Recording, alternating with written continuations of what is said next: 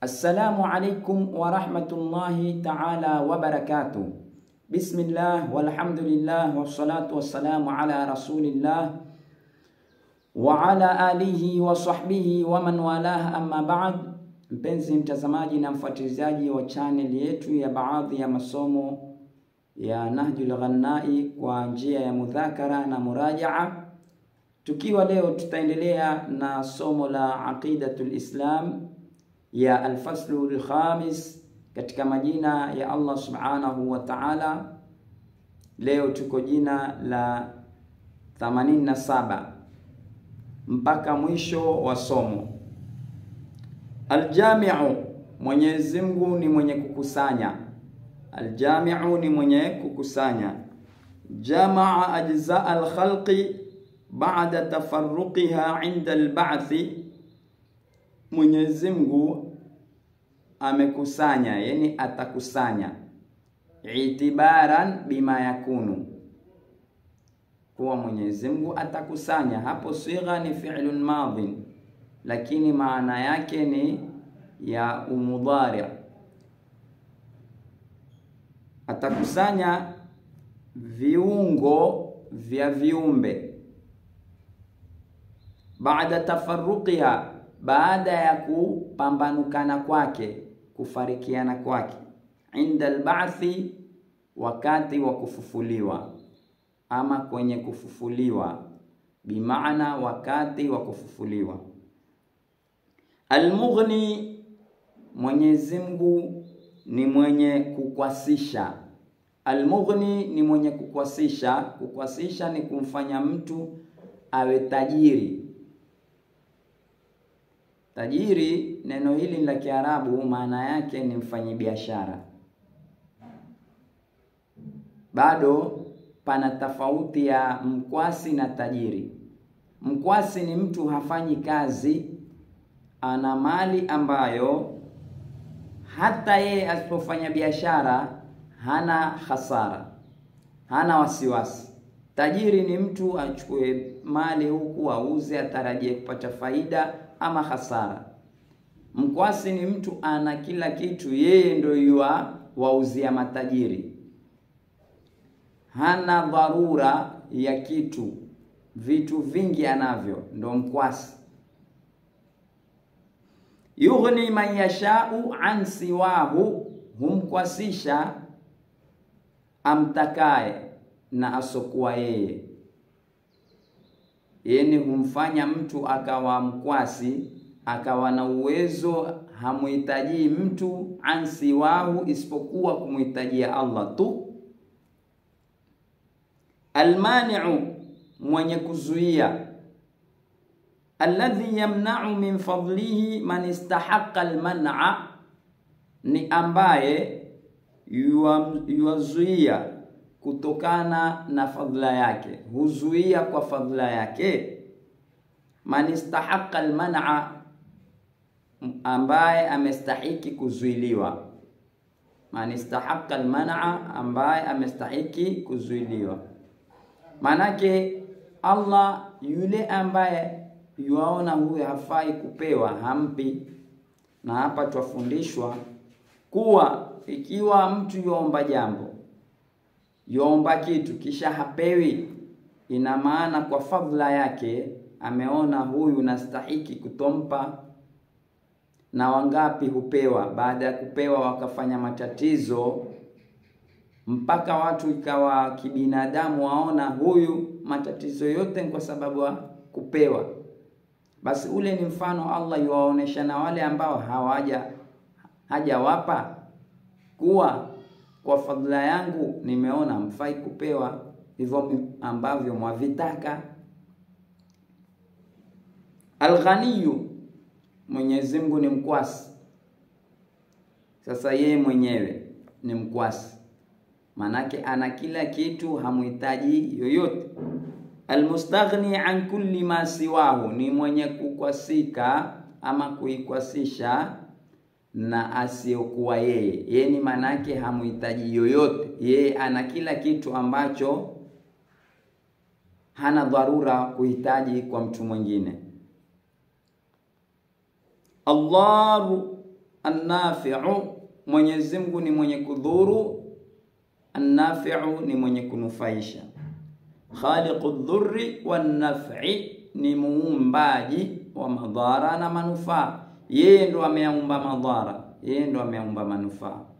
Pamoja na adabu, hufai kumsemea Mwenyezi Mungu jambo la madhara, kwa sababu hatujui. Mwingine atasema kwa nini, na yeye ndo aliumba madhara. Kwa sababu madhara tunayofahamu sisi si madhara yale aliyokusudia Allah. Ameumba madhara kwa akili yetu, manake sisi ndo twajua madhara. Allah hajui kutudhuru. Sasa sisi twajua hili, ukipata pesa wewe waona nzuri, ukikosa pesa waona madhara kiakili zetu. Sasa tumehutubiwa kwa mujibu wa akili zetu. Kumbe mwingine akiwa hana pesa ndio ufanyaje? Huwa mtu mwema, huswali, hufanya ibada. Kuna watu akiwa hawana pesa huwa watu wazuri kabisa, wakashika dini. Lakini kuna watu, na ni watu wengi, wakipata pesa husahau mambo ya ibada, husahau mambo ya kheri, husahau family, husahau hata watoto wake na mke wake. Sasa pesa ni naf'i ama ni dhur? Kwa akili ya kibinadamu ni naf'i, manufaa, lakini natija yake ni nini? Kwa hivyo Mwenyezi Mungu ameumba madhara na manufaa. Yeye kwa hikma yake ndio yajua la madhara ni lipi yeye, na la manufaa ni lipi yeye ndio yajua. Sisi kusema hiyo ni kosa adabu. An-nuru, Mwenyezi Mungu ni nur. Adh-dhahiru binafsi, ni mwenye kudhihiri yeye mwenyewe. Mwenyezi Mungu yuadhihiri. Kudhihiri ni kuona yale mambo yake vile yanavyoenda, ndio Mwenyezi Mungu ni nur. Awil mudhiru li khafiyin bi ikhrajihi ila alwujudi, au Mwenyezi Mungu ni mwenye kudhihirisha likulli khafiyin, kwa kila kiliofitika, kwa kila kiliofichika, ama sitamana, kiliositamana, wa kiamu bi ikhrajihi ila alwujudi, kwa kukitoa kiliofichika ama sitika ama sitamana ama kiliofichamana, ila alwujudi, kukileta mpaka kwenye kupatikana. Alhadi, Mwenyezi Mungu ni mwenye kuongoza. Alladhi yahdi alquluba ila masalihiha, ni ambaye yuwaziongoza nyoyo kwenye maslaha yake. Ila masalihiha, mpaka kwenye maslaha ya nyoyo. Albadi'u albaqi, albadi'u mwenye kuumba kuzua, albaqi mwenye kubakia. Almubdi'u ni mwenye kuumba vizuri kwa njia ya kuzua na kuanzisha. Walmunshi'u, na ni mwenye kuanzisha. Lilashiyai, kwa vitu mbalimbali. Bila ihtidha'in wala iqtida'in, bila ya kufuata kwa kutaba, wala iqtida'in, wala kwa kufuata mahali pengine ama mtu fulani. Bila ihtidha'in, bila ya kufuata mfumo wa mtu, ama kwa kutaba, yani kwa kuiga. Wala iqtida'in, wala kufuata mahali popote. Yani yeye mwenyewe ndo ameanzisha mambo yake kwenye kuumba. Alwarithu, Mwenyezi Mungu ni mwenye kurithi. Albaqi ba'da fana'il khalqi, ni mwenye kubakia baada ya kutoweka viumbe.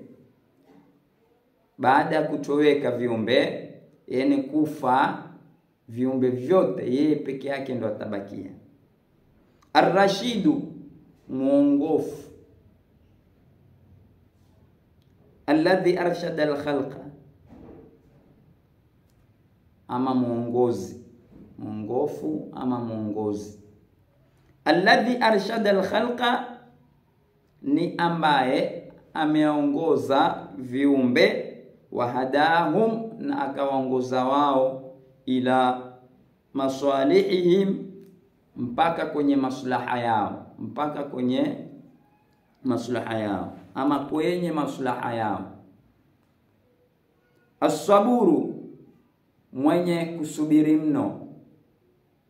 Mwenyezi Mungu ni mwenye subra mno, yani anasubiri sana. Alladhi yuakhiru al-uqubata ila al-ajali al-ma'lumi, ni ambaye anachelewesha mateso ama adhabu mpaka wakati wenye kujulikana, ama mpaka kwenye muda wenye kujulikana. Iktabasna tafsiraha, hapa ndo mwisho wa somo. Ustadh Muhammad asema radhiyallahu anhu, iktabasna tafsiraha, tumezisumba tafsiri za haya majina, min hawashai aljalalaini, kutokana na zihesho ziwili za Jalalain. Tafsiri ya Jalalain ya majalali wawili tutawaeleza ni kina nani. Wa ghairiha, na nyinginezo, sehemu nyingine, ma'al ijazi, pamoja na kufupisha. Iktabasna tafsira, tumesumba tafsiri yake. Kusumba nini? Kusumba ni kuchukua kitu kidogo katika kitu kikubwa ambacho kina nguvu. Kama jua na mwezi. Mwezi una mwangaza, lakini mwangaza wa mwezi ni iktibas, imefanya iktibas kutokana na mwanga wa jua. Kwa hivyo mwezi umesumba mwanga wake kutokana na jua. Kwa hivyo tumeelewa maana kusumba ni kuchukua nguvu fulani kutokana na mahali pakubwa ama mahali penye nguvu kubwa, ili ikusaidie wewe katika kufanya na wewe jambo dogo kutokana na nguvu ya kile kikubwa, ndo iktibas. Kwa hivyo mwezi unafanya iktibas mwanga wake kutokana na jua. Maelezo mafupi ya iktibas. Na iktibas ni moja katika fasaha, pia yapatikana upande wa uzungumzaji. Watu wa balagha wana mlango waita maelezo ya iktibas. Kuchukua Qur'ani uchanganye na maneno yako, kuchukua hadithi uchanganye na maneno yako, kwenye shairi iko, kwenye nathri iko. Fadarihim madumta fi darihim wa ardhihim madumta fi darihim wa idha shi'ta aishan bainahum fakhaliqin nasa bi khuluqin hasanin. Hapa pamefanywa iktibasi. Ukitaka kuishi kati ya watu, fakhaliqin nasa bi khuluqin hasanin. Hii ni kipande cha hadithi. Huku mwanzo maneno ya mtu, huku mwisho maneno ya Mtume sallallahu alaihi wasallam, imefanywa iktibas. Na maelezo marefu katika upande wa balagha ukisoma utaona. Na ni moja katika vitu mtu atakavijue. Mtu sangine anaweza kumkosoa mtu akawa amesikia neno la Qur'anul Karim ama la Mtume, ikawa hodari kutaka kukosoa. Pengine mtu tu amefanya iktibas. Si kila neno liloko katika Qur'ani mtu akilisema Qur'ani. Hata zile pana amthalu sair, mithali zile. Alaysa subhu biqarib, ile ni iktibas, imefanywa katika Qur'ani lakini ikaekwa katika mithali ambazo mtu atatumia katika mambo yake fulani ama katika sehemu za kunasuhiana ama kutahadharishana. Min hawashi al-Jalalaini, kutokana na zihesho. Zihesho ni kando kando ya kitabu. Kitabu huku kando kando kuna vitabu vile vikubwa, utaona huku zimeandikwa, ndio hashia huko. Sasa yale ya ndani ndio maneno yenyewe ya Qur'ani na tafsiri, na zihesho ni huku kando kando. Al-Jalalaini, Jalalaini ni nani? Jalali wawili. Hawa ni Jalaluddin. Wa kwanza ni Al-Jalaluddin Al-Mahalli, ambaye yeye ndo mtunzi wa kwanza wa tafsiri. Alianza kutunga kutoka suratu Al-Kahfi mpaka suratu Nas pamoja na suratu Al-Fatiha. Alipokufa Al-Imam Jalaluddin As-Suyuti akaja akaikamilisha hii tafsiri kutoka suratul Baqara mpaka suratul Isra. Jalaluddin Al-Mahalli ni nani?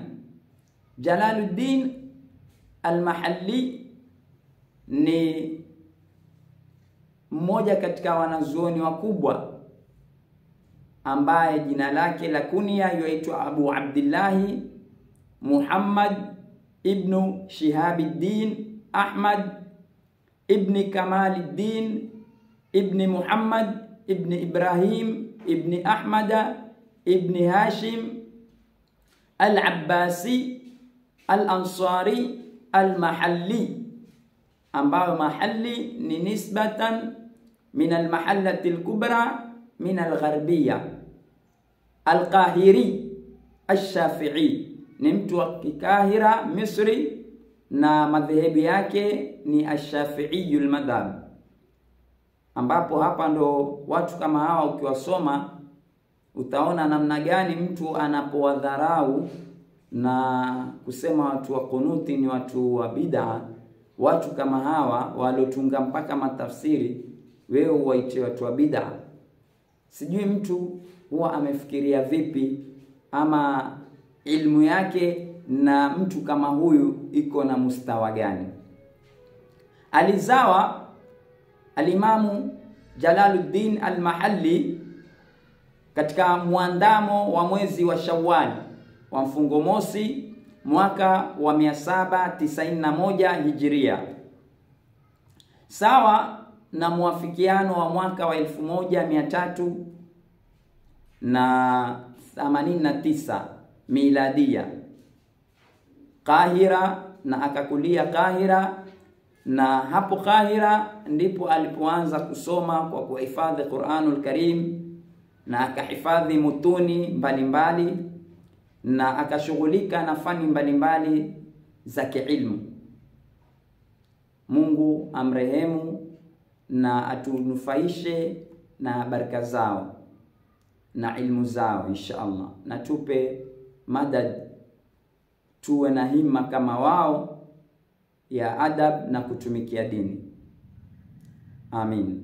Ama Jalaluddin As-Suyuti, huyu ni alimun mawsu'i, yeye ni bahari katika ilmu, ambapo ametunga miat min almuallafat, ana tunzi nyingi sana amezitunga, ambao ni ajabu vitabu vyake.